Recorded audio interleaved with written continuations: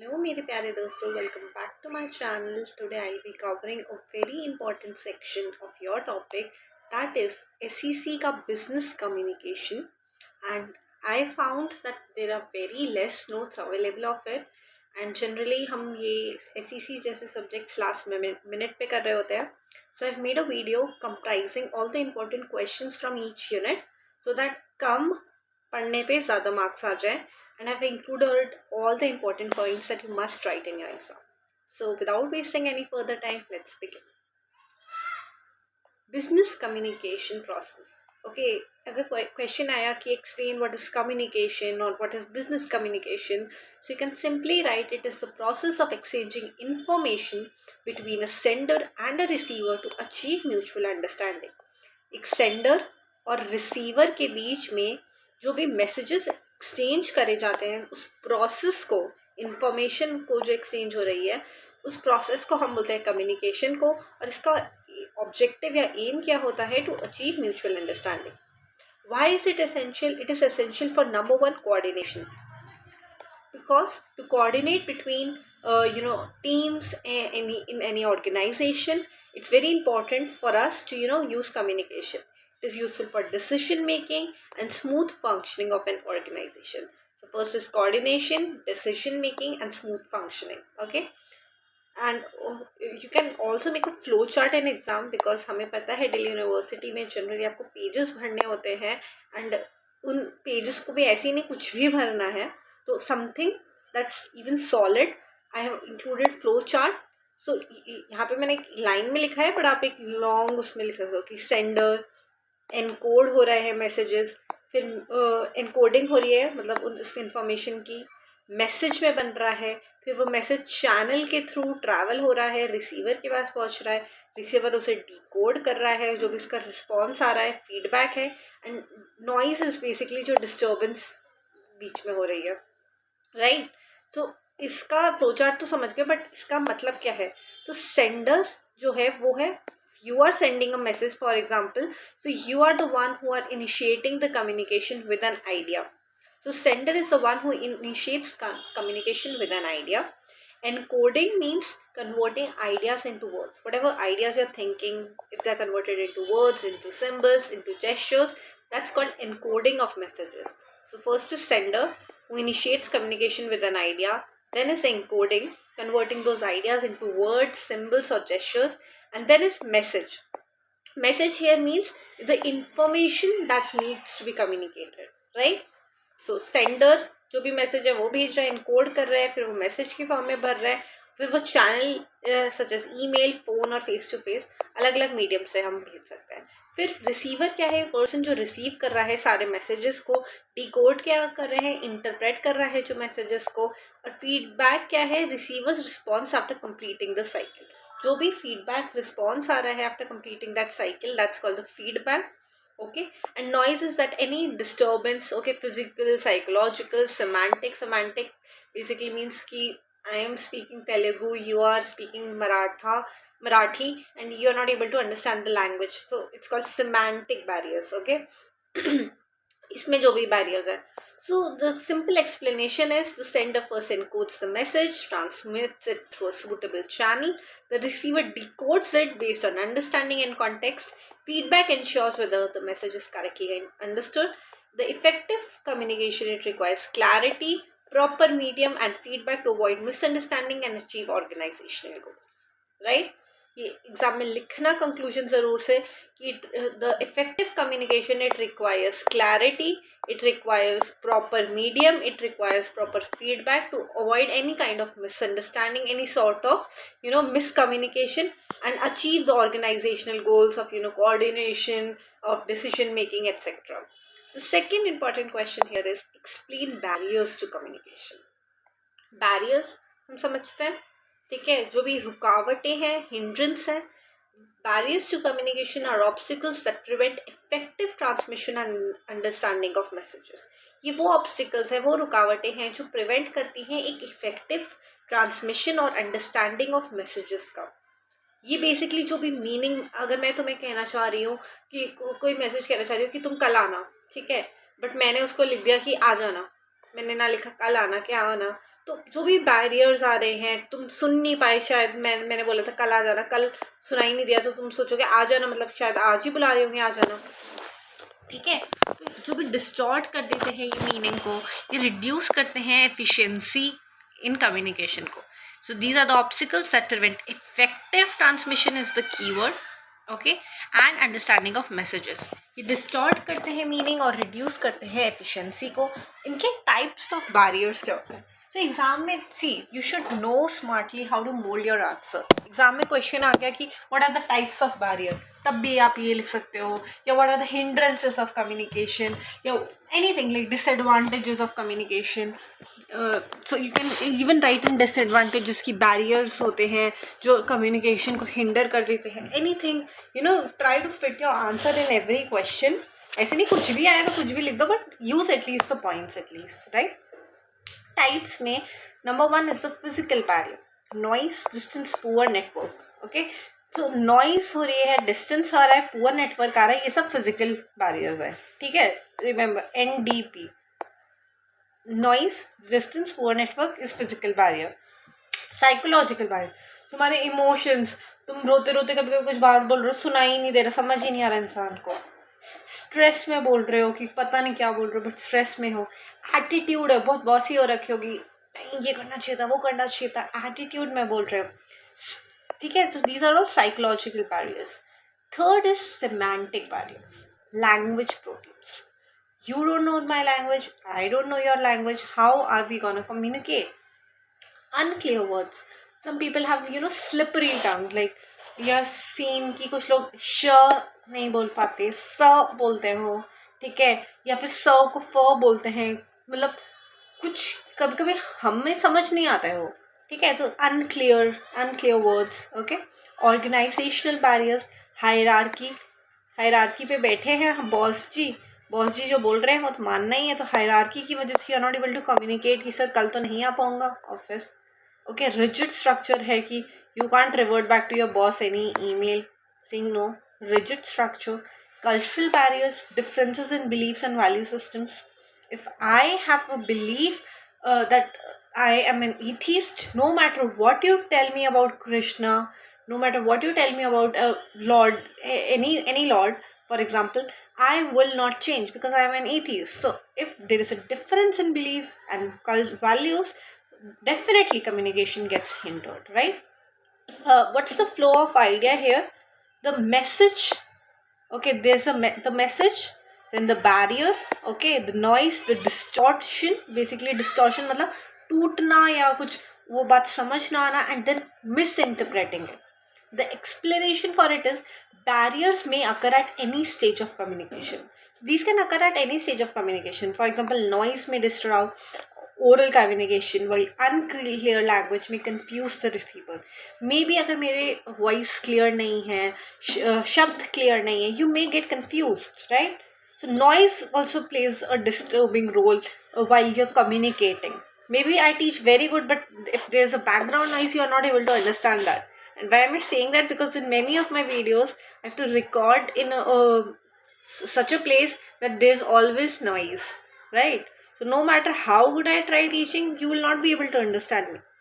So they can occur at any stage of communication, okay? And like whenever they occur, they can distort your whole communication, right? Okay, and emotional factors like anger or fear, they can also block effective communication. Whenever you're angry, you're not able to put words in your mouth that like sometimes you don't mean them, but with your anger or your fear, you speak anything. The solutions for these barriers are, maybe the examiner don't even ask you the solutions, but you should add these 4 points on your own. That use simple language. When you use simple language, there's no vocab difference in it, okay? Just able to understand it. Use simple language. Ensure feedback. Whenever you're communicating something to someone, ensure that they understand it and they revert back to you, okay? And avoid any emotional reactions, okay? Don't get overwhelmed while communicating. Avoid any kind of emotional reactions. Choose proper channel, okay? Communicate using a proper reliable channel. These removing barriers from your communication, it improves the clarity, it reduces misunderstanding, it ensures effective communication in organizations, right? Okay, so these two questions are very important for your exam perspective. First, from the unit 1 is what is communication. Okay, I told you the simple reason, ऐसा नहीं है इसको रट के जाना है, समझ गए हो, कुछ लिखा होगा एग्जाम में, समझ लो बस. सेकेंड इज बैरियर्स क्या होते हैं. ओके, यूनिट 2 में सबसे इंपॉर्टेंट चीज़ें हैं the 7 C's of communication. Okay, ये क्वेश्चन बहुत ही रेपिटेटिव है, लाइकली है आना.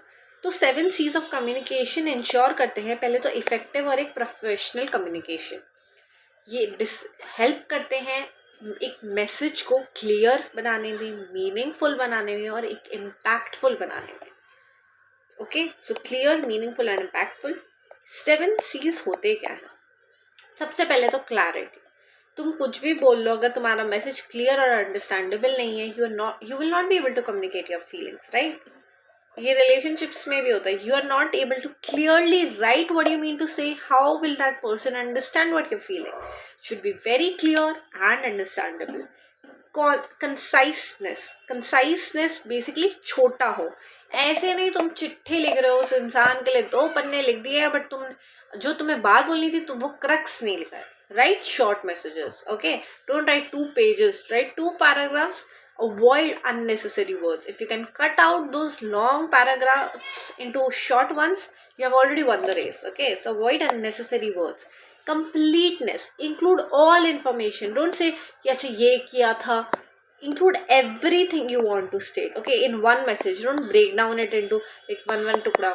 Okay, include all the necessary information. Completeness होनी चाहिए, करेक्टनेस होनी चाहिए, करेक्ट ग्रामर और फैक्ट्स होनी चाहिए कि I did that and why. तुम कर वो अभी काम रहे हो, लिख रहे हो कि पास्ट में कर रहे थे. करेक्ट ग्रामर होनी चाहिए, करेक्ट फैक्ट्स होने चाहिए, ठीक है. कुछ भी उल्टे सीधे फैक्ट्स नहीं होने चाहिए. सब concreteness, of course, support your points. If you're stating something, support it with some data, support it with some facts. Logical flow of idea होना चाहिए. बहुत बार हम जब कोई बात बोल रहे होते हैं, हम कुछ कहानी बता रहे होते हैं, हम शुरू कहीं से करते हैं, ख़त्म कहीं से करते हैं. एक लॉजिकल फ्लो होना चाहिए आइडियाज़ का. Okay, so it should be coherent with what you're saying. It should be flowing, the thought should be flowing from streamline. Courtesy is very important. Often you forget this point, courtesy. So it's like polite or respectful tone honi chahiye. So we have courtesy, coherence, concreteness, correctness, completeness, conciseness and clarity, right? I hope it's making little sense out of you all. What is the flow of it? The idea is, okay, apply the 7 C's and that will lead to an effective message and a proper feedback for you. So message lacking clarity or completeness may confuse the receiver. Similarly, incorrect grammar or rude tone can damage professional relationships. So incorrect grammar, or if it's a rude tone, people will maybe find it very rude and they can damage your professional relationships. So obviously you should apply these 7 C to ensure accuracy, professionalism, positive response, right? So clear, complete, correct, courteous, this leads to a perfect communication. These 7 C's, these are essential tools for writing and speaking effectively in business communication, right? So I think it's very easy. Just learn by like मैं जैसे जैसे पढ़ा रही हूँ, pause कर करके पढ़ते रहो, छोटे छोटे पॉइंट्स लिखने हैं, इसकी नोट्स बनाते रहो, ठीक है. If you want to take a screenshot, go ahead. Okay, written communication के एडवांटेजेस और डिसएडवांटेजेस क्या होते हैं. Written communication refers to the exchange of information through written और प्रिंटेड वर्ड्स. तो रिटन कम्युनिकेशन क्या है? Exchange of information through written or printed words. It is widely used in organizations for official communication. ठीक है, तो ये exchange of information है written और प्रिंटेड वर्ड से, ये वाइडली यूज होती है ऑर्गेनाइजेशन में for official communication. Okay, advantages क्या है? Permanent record, it's useful for future reference. Advantages है ऑब्वियसली, रिटन रिकॉर्ड है, कभी भी तुम इसको दिखा सकते हो, तो it's definitely useful for future reference, right. Legal validity, it acts as a proof. अगर तुमने कुछ बोला है तो तुम प्रूफ की तरह दिखा सकते हो. It can be edited, proof red. Obviously it has wider reach. Emails, reports, notice, these have wider reach. Okay, इसकी डिसएडवांटेजेस भी हैं. इसके डिसएडवांटेजेस सबसे बड़े हैं, it requires planning and drafting. अगर मैं तुम्हें ये रिटर्न में कुछ दे रही हूँ, इसको मेरे को प्लान करना पड़ेगा, इसे ड्राफ्ट करना पड़ेगा इसका. ओके, अगर मैं तुम्हें ईमेल भेज रही हूँ तो आई डोंट नो ये ईमेल तुम 1 दिन में पढ़ोगे, 10 दिन में पढ़ोगे, 15 दिन में, तो डिले होते हैं बहुत बार रिस्पॉन्सेस में. स्किल चाहिए. Not every one is a good writer. They can not convey their words, the words they have in their mind through the words by writing it. So poor writing, it leads to misunderstanding. Maybe they don't mean to hurt you, but the writing skills are such that even if they're writing simple messages, you're getting hurt by it, right? So writing skill is very important for that. If you're writing something in a written document, obviously there's no personal touch while writing. अगर मैं कोई message भेज रही हूँ तो मैं ऐसे ही normally लिख रही हूँ, उसमें एक पर्सनल टच नहीं आ रहा है, right? So flow of question is, answer is idea, writing, documentation, storage, future use. ये ऐसे कुछ याद करने की ज़रूरत नहीं है, ये basically keywords थे to recall the answer. Written communication, it is reliable, it is formal, making it suitable for business documents. However, it lacks instant interaction and depends on writing skills. Definitely reliable है, formal है, suitable है business documents के लिए, लेकिन instant interaction नहीं आता है, और ये डिपेंड करता है राइटिंग स्किल्स पे. Despite its limitations, written communication it is very essential for maintaining records. इसमें भले लिमिटेशन है, ये एक रिकॉर्ड्स मेंटेन करने के लिए, फॉर्मल कम्युनिकेशन ऑर्गेनाइजेशन में मेंटेन करने के लिए बहुत इंपॉर्टेंट है.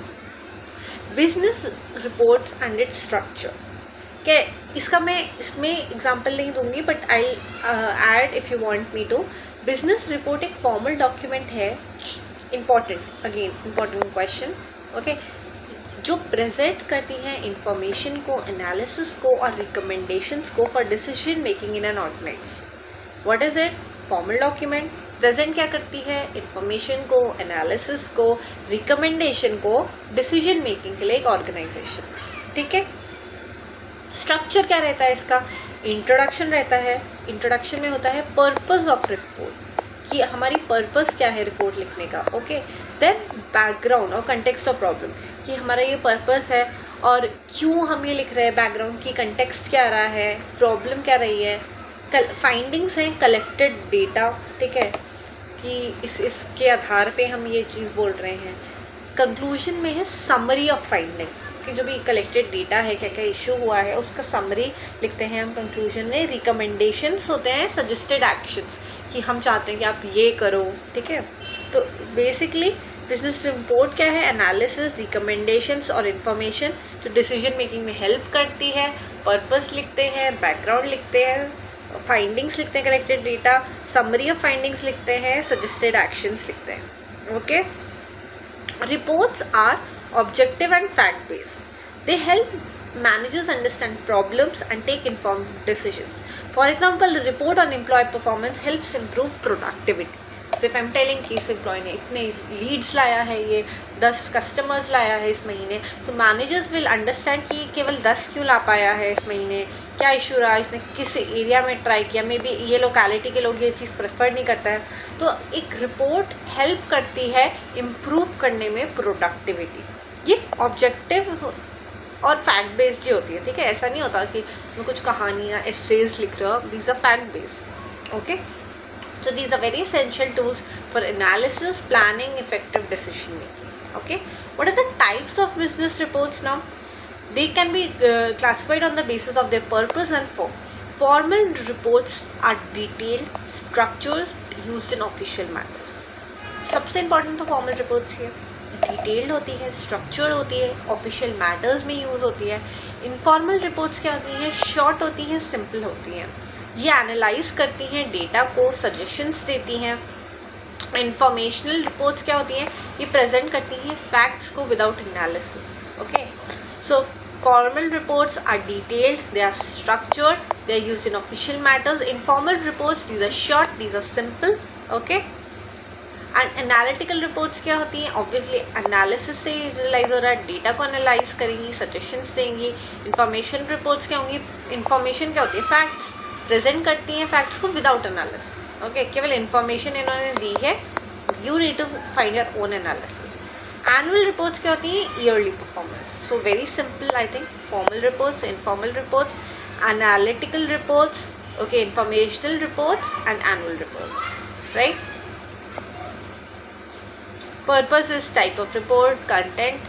Okay, formal reports, these follow a structured format, while informal reports are brief. ठीक है, इसका एक structured format अभी हमने पढ़ा, introduction, background, okay, findings, conclusion, okay. इसका informal reports, these are brief, they don't have follow particular format, okay. Analytical reports, these include recommendations, whereas informational reports, these only provide data, no analysis. Different types of reports serve different organizational needs and improve efficiency according to it, okay. Obviously her report अलग organisation को tackle करती है और उसकी needs को cater करती है और इम्प्रूव करती है उसकी efficiency, okay. Now moving to the fourth unit, business correspondence. What do you mean by business correspondence? Business correspondence, it refers to the formal written communication between individuals or organizations for business communication purposes, okay. Correspondence, okay, इसका मतलब ही है कि तुम किसी को बोलते हैं ना कि correspond करना, written communication, ठीक है, एक फॉर्मल रिटन कम्युनिकेशन है ये इंडिविजुअल्स के बीच में, ऑर्गेनाइजेशंस के बीच में, फॉर बिजनेस पर्पसेस. टाइप्स होते हैं letters, okay. Letters may be और ज्वाइनिंग लेटर और समथिंग लाइक दैट, लेटर्स हो गए. ईमेल्स होती हैं, मेमोज होते हैं, ओके, नोटिसेस होते हैं. तो types include letters, emails, memos, notices, right. Categories क्या है? Interactive, requires reply, okay. So categories, these are interactive, they require reply, inquiry, complaint, okay. So these require reply, inquiry, complaint, ठीक है. Non interactive होता है, कभी कभी तुमने देखा this email is auto generated, it doesn't need reply. Non interactive है, कोई रिप्लाई ज़रूरत नहीं है, इट्स जस्ट अ नोटिस कि भाई इस समय आना है, अब तुम रिप्लाई क्या दोगे, आना है तो आना है, नो रिप्लाई नीडेड, ओके. और कुछ होती हैं कि revert back to this mail, right. So these are the categories of it, okay. These are the types, letters, emails, memos. Memos मत भूलना, letters, emails, notice याद रहता है, memos भूल जाते हो. फ्लो वही रहता है, sender, message, written form, receiver, action. Business correspondence help करता है इंफॉर्मेशन शेयर करने में, सॉल्व करने में प्रॉब्लम्स, मेंटेन करने में रिलेशनशिप्स. ये क्लियर होना चाहिए, कंसाइज होना चाहिए, कर्टियस होना चाहिए. अगेन वो 7 C's में से क्लियर, कंसाइज, कर्टियस. बहुत इजी सब्जेक्ट है, बहुत इजी सब्जेक्ट है. एक बार ही पढ़ लोगे, अपने ओन वर्ड्स में आंसर लिख के आना, केवल कीवर्ड्स याद रखना कि क्लियर, कंसाइज, कर्टियस होना चाहिए, शेयरिंग इन्फॉर्मेशन में काम आना चाहिए, सॉल्व प्रॉब्लम में, मेंटेन रिलेशनशिप में, राइट. अपने वर्ड्स में लिखना, don't worry. Effective correspondence help करती है, इम्प्रूव करती है कम्युनिकेशन, स्ट्रेंथ करती है professional relationships. Principles of email right, okay. आज की डेट में ईमेल इतनी भले यूज़ ना होती हो for writing messages to your friends, but still business world में ईमेल इज स्टिल यूज. कोई भी चीज़ लाइक फॉर्मल इंटरेक्शन में, मॉडर्न बिजनेस कम्युनिकेशन में, इट्स द मोस्ट इम्पॉर्टेंट और the most common form. It is very fast, it is very convenient and it's very cost effective. किसी को चिट्ठी भिजवाने में तुम्हें टाइम लगेगा, it's not even convenient, okay. But email on the same hand it's very cost effective as well. सबसे पहले subject line जो तुम ईमेल लिखते हो, many time I have seen बच्चे ईमेल में सब्जेक्ट एम्प्टी. तुम्हारी ईमेल में खोल के ही नहीं देखूंगी अगर सब्जेक्ट ही नहीं है, मुझे लगेगा ऐसी रैंडम ईमेल भेजी है, या फिर देखूंगी तो लास्ट में देखूंगी. क्लियर सब्जेक्ट लाइन होनी चाहिए, एक फॉर्मल टोन होनी चाहिए. ईमेल में हेलो, हाउ आर यू, ये सब कुछ लिखने की जरूरत नहीं है, राइट. क्लियरली योर पर्पस कि ये इसलिए मैं ईमेल लिख रही हूँ, I hope you are fine, okay, and this I am writing for this, okay. Don't write कि how are you, I hope you are fine and this is just one line normally if you want to add that too. Short paragraphs होने चाहिए, okay. Like 4 line के paragraphs, then you have broken it into again 4 paragraphs. Correct grammar and spelling, since it's a modern and formal kind of a setup, it should be always used in a way that there's correct grammar and spelling. Avoid slang or emojis that JK, just kidding or something like that. avoid emojis like adding this and all. No, it's a formal setup. Avoid these. Proofread before sending. Before you send it to someone, always proofread it, right? So emails these should be precise, these should be professional. Poorly written emails can create misunderstanding or a negative impression. Suppose you're sending it to a HR and you're writing it very poorly. It will create a negative impression. Okay? These should be precise. As if don't write I'm so desperate and this. It should be precise, professional. Proper email writing ensures clarity, professionalism and effective communication. ये line तो हर किसी के आगे लिख देना. Effective communication ensure कर रही है, professionalism ensure कर रही है, right? Okay. Finally, the last unit of oral communication. So obviously, oral communication is the exchange of ideas through spoken words. It is widely used in meetings, it's used in interviews, it's used in discussions. Okay. Spoken words के through जो exchange of idea हो रहा है meetings में, interviews में, discussions में, उसे oral communication बोल दिया. इसके एडवांटेजेस हैं, क्विक कम्युनिकेशन है, इमीडिएट फीडबैक है, बिल्ड्स रिलेशनशिप, परस्यूसिव मतलब होता है कि कन्विंस कर सकते हो. अगर तुम रिटर्न में लिख रहे हो तो मे भी इंसान इतना कन्विंस ना हो, बट अगर तुम ऐसे बातचीत कर रहे हो उससे कि नहीं नहीं नहीं यार ऐसा कर लेते हैं वो कर लेते हैं, तो it's easy to persuade. So it's quick in action, it has immediate feedback, it builds relationship. Firstly, बहुत बड़ी डिसएडवांटेज है, कोई रिकॉर्ड नहीं है. मैंने बोला कि यार मेरे पैसे तुम दे दोगे, तुम हाँ पक्का दे दूंगा. परमानेंट रिकॉर्ड नहीं है मेरे पास. तुम कल के दिन बोलोगे कौन से पैसे, मैं क्या दिखाऊंगी? कोई परमानेंट रिकॉर्ड नहीं है. मिसअंडरस्टैंडिंग के चांसेस है.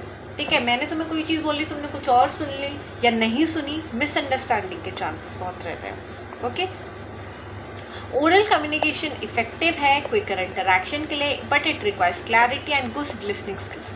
One should be a good listener and you should speak clearly with clarity. Only then it is effective for quick interaction. So it is very essential for daily business activities and interpersonal relations. हर चीज़ तुम return में बात नहीं कर सकती. ओए क्या कर रहा है लिख के दे रहे हो, ठीक है? तो डेली बिजनेस एक्टिविटीज़ या इंटरपर्सनल रिलेशंस के लिए of course it's important. Coming to the last question, okay, the structure of presentation. It is a formal way of presenting ideas to an audience. Presentation से ही निकल रहा है, formal way है present करने का ideas audience को. Planning requirement होती है, clarity की requirement होती है, confidence का requirement होता है. Structure, obviously introduce your topic and the purpose of your presentation. Body में main points डालो with examples, okay. Conclusion में summarize करो keywords को. टिप्स क्या होती है प्रेजेंटेशन में? Maintain eye contact, use visual aids like power point presentation, charts, speak clearly with confidence. A well structured presentation, it helps the audience understand the topic easily and it keeps them well engaged. Conclusion is, effective presentation skills are essential for professional success. बहुत बार तुम्हें profession में भी देनी पड़ती है presentation. These are very essential for your professional success as well. So with this I'll end the topic. Final tip is write at least 1.5 page answer. 6 marks का question है, 1.5 page लिख के आना. हेडिंग्स डालना, फ्लो चार्ट डालना, keywords underline कर देना. अच्छे मार्क्स आएंगे. All the best. Any doubts let me know. Bye bye.